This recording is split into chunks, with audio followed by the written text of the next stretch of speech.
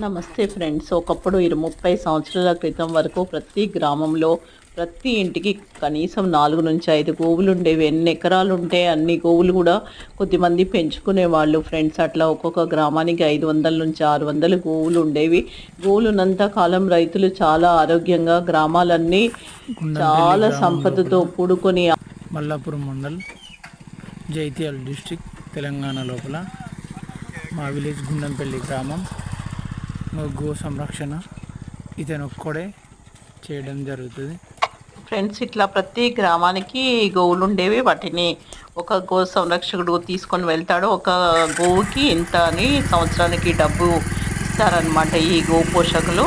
అవన్నీ అతడికి శాలరీ లాగా పనికొస్తాయి. అట్లా ప్రతి గ్రామంలో ఈ గో సంరక్షణ చాలా బాగా జరిగేది ఫ్రెండ్స్. అప్పుడు ఏ వ్యాధులు లేవు, బీపీలు, షుగర్లు, థైరాయిడ్లు గ్రామాలలో లేనే లేవు ఫ్రెండ్స్. ఎప్పుడైతే ఇవన్నీ గోవులు ఊరి నుంచి వెళ్ళిపోయాయో వధశాలలకు, రైతులు అమ్మేశారో, స్టార్ట్ అయింది ప్రాబ్లం. వాళ్ళ ఇంటికి వెళ్తున్నాయి గోవులు. చూడండి గ్రామంలో ఎంత చక్కటి విధానం.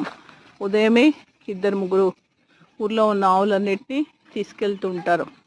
అలా గిరిజన గ్రామాల్లో ఇప్పటికీ గో సంరక్షణ చక్కగా జరుగుతుంది. చూడండి పిల్లలన్నీ వెనకొస్తున్నాయి. ముందరేమో తల్లులు ఎవరింటికి అవే వెళ్ళిపోతాయి. ఆ గోవుల యజమానులు వచ్చి రోడ్డు పైన నిలబడి వాటిని వాళ్ళ ఇంటికి పిలుచుకుంటుంటారు. ఒకవేళ పిలవకున్నా కూడా వెళ్ళిపోతూ ఉంటాయి. సో బ్యూటిఫుల్, ఎంత చక్కగా ఉంది చూడండి.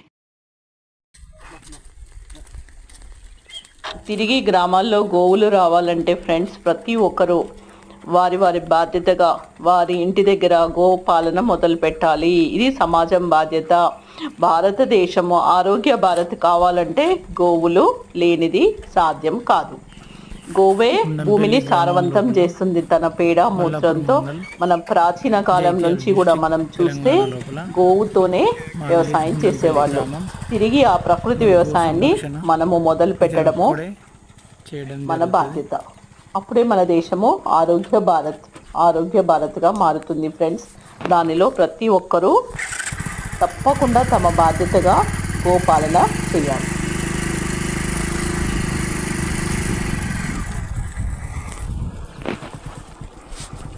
ఆవులు పుష్టిగా తిని